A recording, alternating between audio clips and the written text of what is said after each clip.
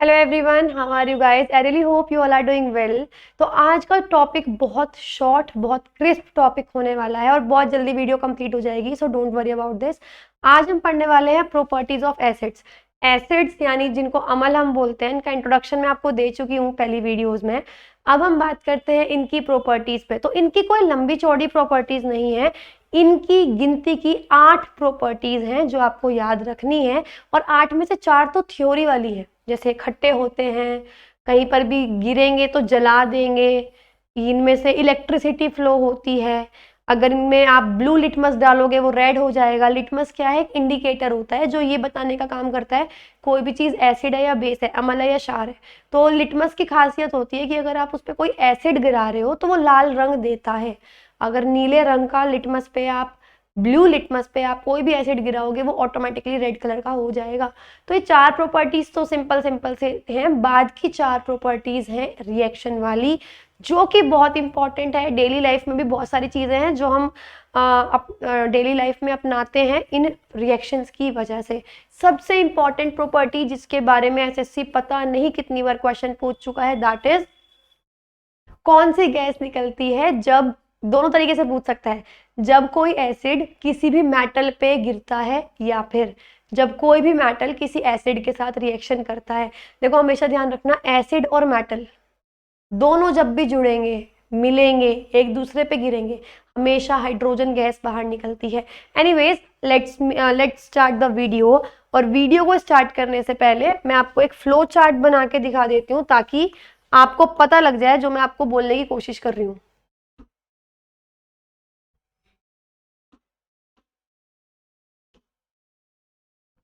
चलिए देखिए, एसिड्स की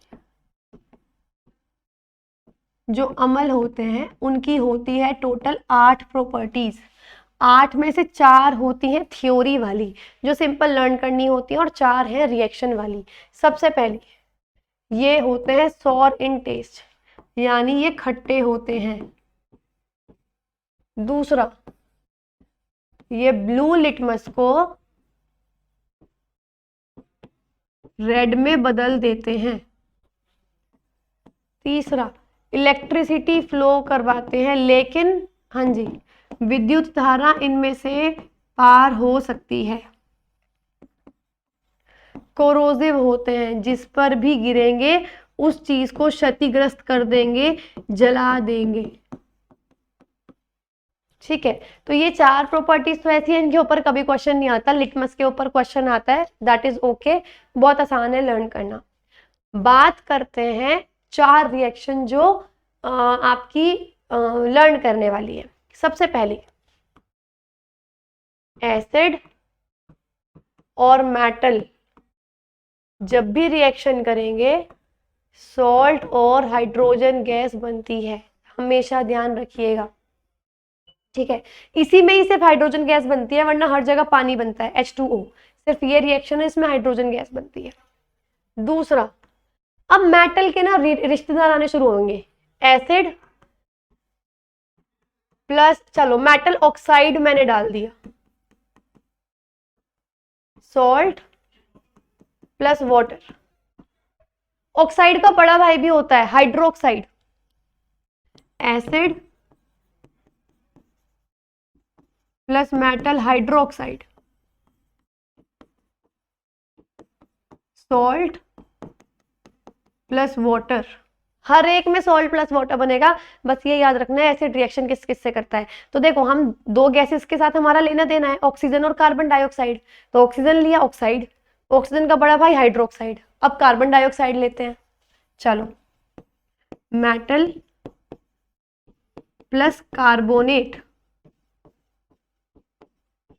ठीक है, अगर मेटल के साथ कोई भी कार्बोनेट आप जोड़ते हो, सॉल्ट प्लस वाटर ही बनता है। बस एक चीज हमेशा ध्यान रखना, कार्बोनेट का मतलब होता है CO3 और CO3 के साथ लेना देना होता है CO2 का। तो एक गैस CO2 और एक्स्ट्रा बन जाएगी, पर सॉल्ट और वाटर तो फिक्स है ही। कार्बोनेट का बड़ा भाई भी है, sorry, acid plus metal carbonate. हाँ जी, अब बड़ा भाई एसिड प्लस मेटल देखो इसके साथ ऑक्सीजन के साथ हाइड्रोजन जोड़ दिया था ना बड़े भाई बनाने में, इसके साथ भी मेटल हाइड्रोजन कार्बोनेट,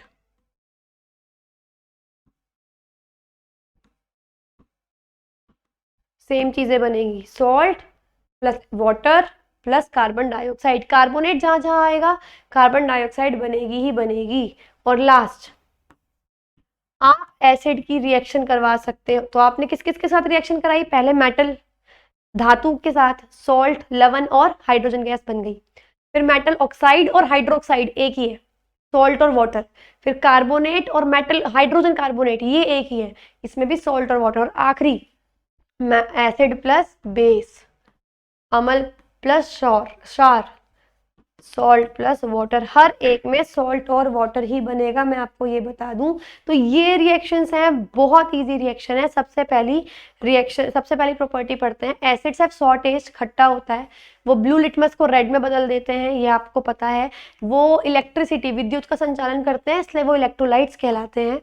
अगला हो गया आपका चौथी और आखिरी, एसिड्स हैव कोरोसिव नेचर, संक्षारक प्रकृति होती है, जहां पर भी गिरेंगे उसको अटैक करेंगे, उसको पूरा खराब कर सकते हैं, इसलिए इनको कोरोसिव बोला जाता है। अब हम बात करते हैं फिफ्थ प्रॉपर्टी की।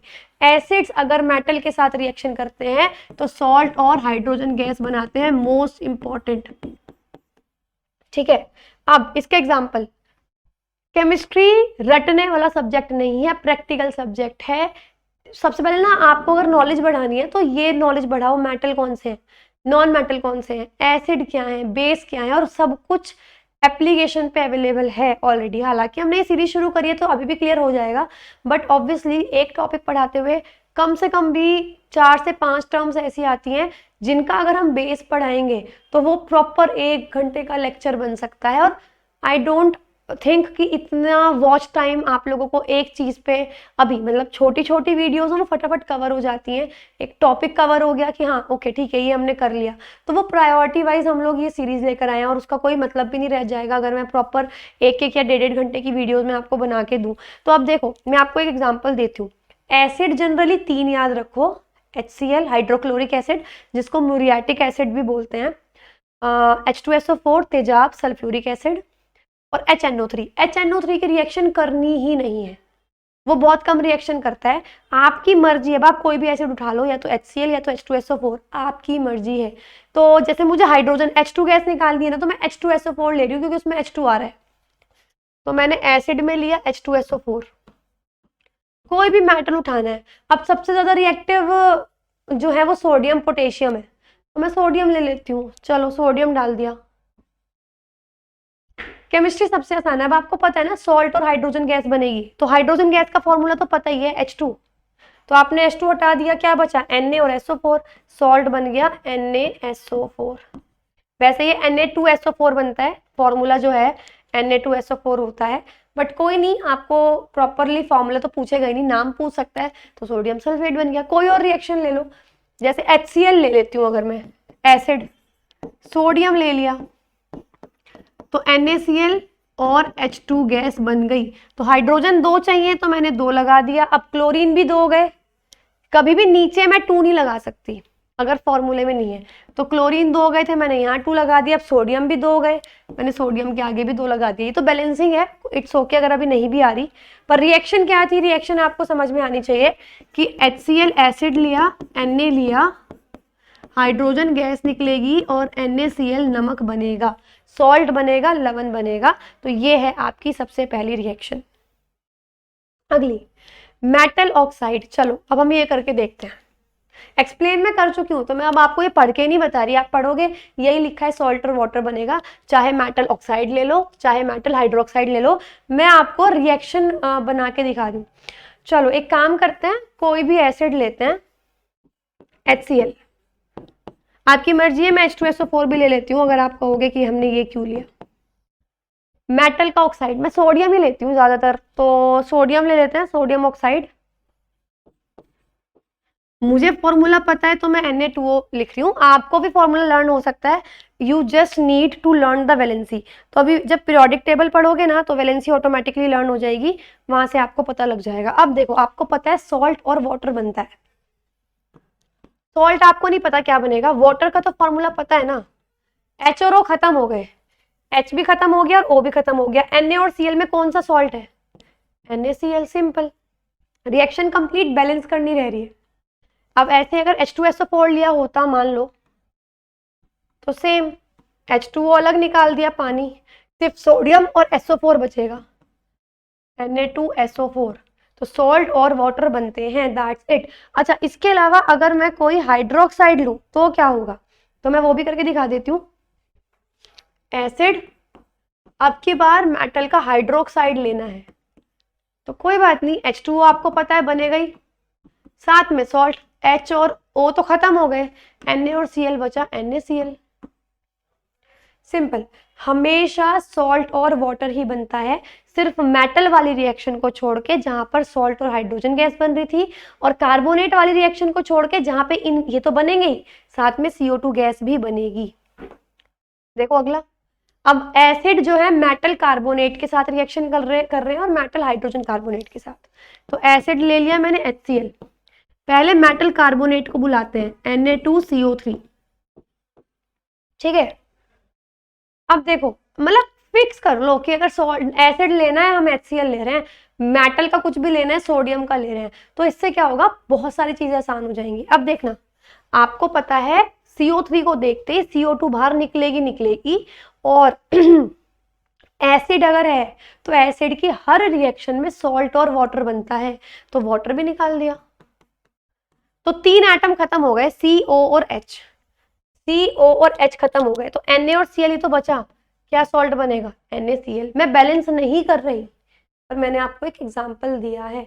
इसी तरीके से अब अगर मुझे लेना है मेटल का बाइकार्बोनेट, मेटल हाइड्रोजन कार्बोनेट यानी बड़ा भाई, इसका एक और बोलते हैं इसको मेटल बाइकार्बोनेट भी इसी को बोला जाता है, तो कंफ्यूज मत होना, ठीक है।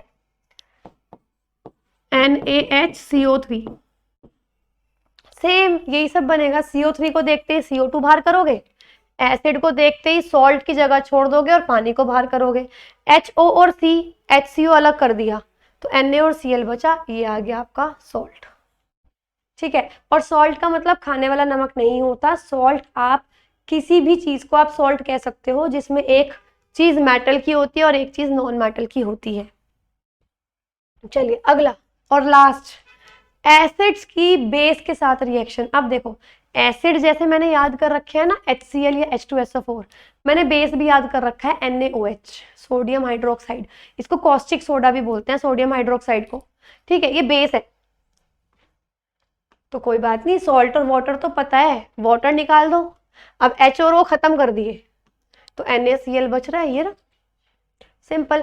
और इस टाइप के रिएक्शन को बोलते हैं न्यूट्रलाइजेशन रिएक्शन, यानी उदासीनीकरण प्रतिक्रिया। वो क्यों?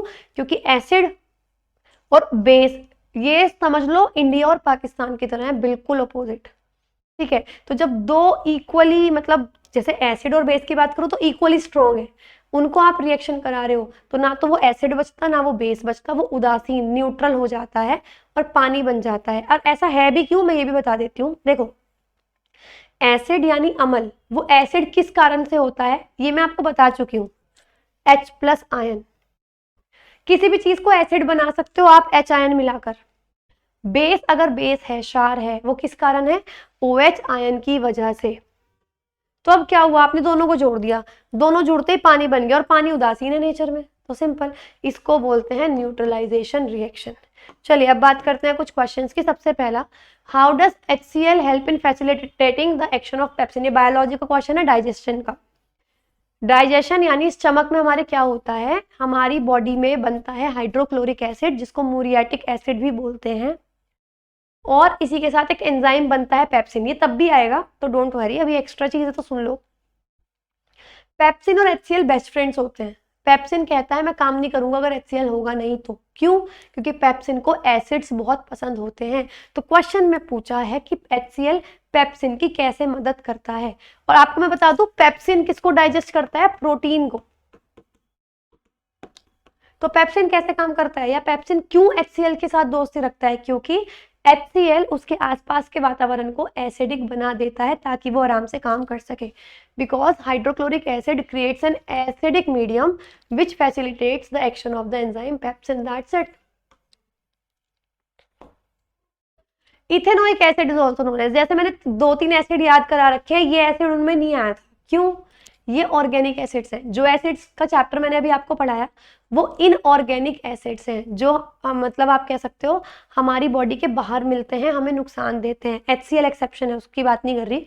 ये अगर हल्के से टच भी हो गए आपका हाथ जला देंगे। ये शरीर के बाहर ही बनते हैं। ये है ऑर्गेनिक एसिड्स, ठीक है। कार्बनिक अम्ल ये बॉडी के अंदर बनते हैं, हमारे नहीं, कोई भी जीवित जंतु है उसकी बॉडी के अंदर बनते हैं। ये हमें नुकसान नहीं पहुंचाते, कहीं ना कहीं यूज होते हैं। जैसे इथेनोइक एसिड, इसको एसिटिक एसिड भी बोलते हैं, सिरके में भी यही प्रेजेंट होता है, सिंपल। तो इथेनोइक एसिड को क्या बोलते हैं? Acetic acid. यही होता है विनेगर के अंदर। विनेगर के अंदर 5% ये एसिड होता है, 95% पानी। साथ ही इसमें एक और नाम है फॉर्मिक एसिड। फॉर्मिक एसिड होता है मीथेनोइक एसिड, जो चींटी के काटने पे हमारी बॉडी में आ जाता है, या फिर क्या कहते हैं, चींटी के काटने पे नॉर्मली ये वाला एसिड हमारी बॉडी के अंदर आता है। Aqua regia is the fresh, हाँ देखो अब मैं बताती हूँ, इसको बोलते हैं अमलराज या अमल राजा। एक्वा रीजिया एसिड्स का भी एसिड्स, ये वो एसिड है जिसके अंदर दुनिया की हर चीज घुल सकती है, इवन गोल्ड और सिल्वर भी, वरना वो नहीं घुल सकते, पर वो इसके अंदर घुल सकते हैं। आपने देखा होगा कि बहुत पहले मतलब बीच में गली में ज्वेलरी साफ करने वाले आते थे, तो ज्वेलरी को डिप करते थे, बाहर निकालते थे ज्वेलरी साफ, लेकिन उसका वेट कम हो जाता था, क्योंकि वो जो लिक्विड में उन्होंने डिप किया उसमें से धुएं निकलते थे, वो था एक्वा रीजिया। उसमें 3:1 के उसमें HCl और HNO3 दोनों एसिड मिलाते हैं, बहुत स्ट्रॉन्ग एसिड्स हैं, तो वो होता है एक्वा रीजिया। अगर उसमें आपने अपनी उंगली डिप की ना, अगर आपने यहाँ तक की उंगली डिप की तो नीचे का हड्डी भी नहीं दिखेगी, बोन भी नहीं दिखेगी, वो बिल्कुल घुल जाएगी, इतना स्ट्रॉन्ग एसिड होता है। तो उसमें HCl होता है 3 पार्ट्स में, HNO3 होता है 1 पार्ट में, तो 3:1 is the correct answer. Muriatic acid, अभी मैंने कई बार बताया म्यूरियाटिक एसिड किसका दूसरा नाम है? HCl का, लेकिन वो क्वेश्चन नहीं है, क्वेश्चन मतलब क्वेश्चन वही है, लेकिन और चीजें देखो कहाँ कहाँ यूज होता है। क्लोराइड बनाने में, HCl बनाने में, फर्टिलाइजर्स बनाने में, डाई बनाने में, इलेक्ट्रोप्लेटिंग में, फोटोग्राफिंग में, टेक्सटाइल, रबर इंडस्ट्रीज, इन सब में HCl का इस्तेमाल होता है। Identify the acid that helps in digestion, ये तो आप बता दोगे क्योंकि सबसे पहला इसी के बारे में था, हाइड्रोक्लोरिक एसिड। तो गाइज ये थी आज की वीडियो, आई होप आपको टॉपिक क्लियर हो गया होगा। रिएक्शंस इतनी हार्ड नहीं लग रही होंगी, लेकिन लिख कर जरूर देख लेना। लिख कर नहीं देखोगे तो केमिस्ट्री की रिएक्शंस कभी भी आप लर्न भी नहीं कर पाओगे। रिएक्शंस हमेशा लिख कर देखनी चाहिए, और फ्लो चार्ट बना के करोगे तो केमिस्ट्री से आसान कुछ नहीं लगेगा। तो गाइज ये थी आज की वीडियो। SSC के रिगार्डिंग अपडेट्स के लिए चैनल को सब्सक्राइब करना ना भूलें। इसी के साथ हमारा पूरा complete foundational course from scratch to advance, वो सब कुछ जनरल अवेयरनेस के बैच में अवेलेबल है। आप लोग आज एनरोल कर सकते हैं, आज ही। और भी डिफरेंट बैचेस हैं, जैसे द्रोणाचार्य बैच है, इंग्लिश का बैच है 0 to हीरो, तो बहुत सारे बैचेस हैं, आप एनरोल कर सकते हैं। इन सभी एग्जाम्स की कंपाइलेशंस के लिए, प्रीवियस ईयर के लिए, आप Telegram channel RBE revolution bye education को ज्वाइन कर सकते हैं। हमारी वेबसाइट पर विजिट करके बहुत सारे फ्री टेस्ट अवेलेबल हैं जो कि आप अटेम्प्ट कर सकते हैं विदाउट एनी कॉस्ट। तो गाइज यूट्यूब पर भी हमने बहुत सारी प्लेलिस्ट बना दी है, तो इनको भी चेक करते रहिए ताकि आपकी कोई वीडियो मिस आउट ना हो। आज के लिए इतना ही, हम लोग मिलेंगे नेक्स्ट वीडियो में, तब तक के लिए have a good day and good bye.